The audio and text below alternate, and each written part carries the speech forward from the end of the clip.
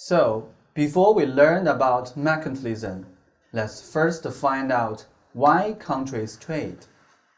Countries trade with each other when, on their own, they do not have the resources or capacity to satisfy their own needs and wants. By developing and exploiting their domestic resources, countries can produce a surplus and trade this for the resources and services they need.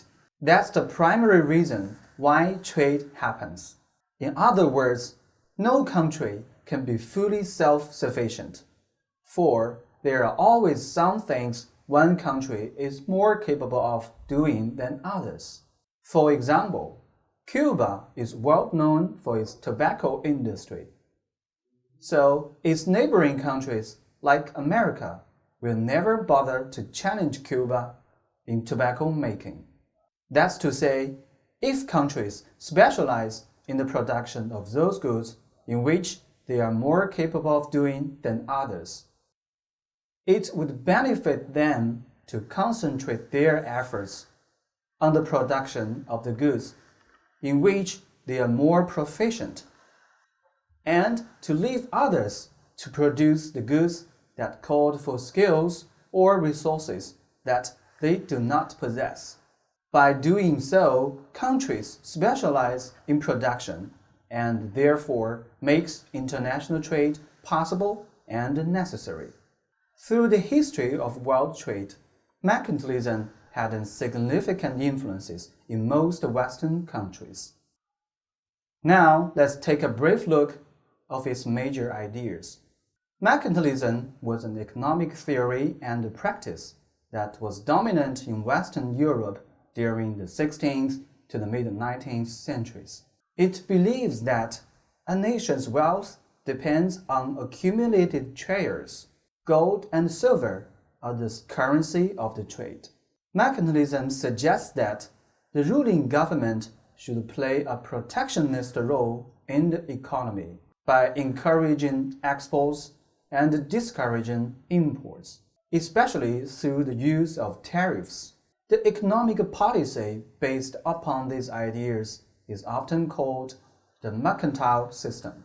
The theory also says you should have a trade surplus by maximizing export through subsidies and minimizing import through tariffs and quotas. It states that nations should accumulate financial wealth, usually in form of gold, by encouraging exports and discouraging imports, because by export money comes in, whereas by import money flows out. In history, mercantilism led to some of the first instances of significant government intervention and control over the economy. And it was during this period that much of the modern capitalist system was established. The Austrian lawyer and scholar Philip Horneck summed up the key points of mercantilism as follows. First, that all raw materials found in the country be used in domestic manufacture, since finished goods have a higher value than raw materials. Second, that all export of gold and silver be prohibited and all domestic money be kept in circulation. Third, that all imports of foreign goods be discouraged as much as possible. 4. That as much as possible, imports be confined to raw materials that can be finished in the home country. 5. That opportunities be constantly sought for selling the country's surplus manufactures to foreigners, so far as necessary for gold and silver. 6. That no importation be allowed if such goods are sufficiently and suitably supplied at home. Popular as it was, mercantilism has its obvious flaws. It includes the fact that, in many cases, import is good for the economy.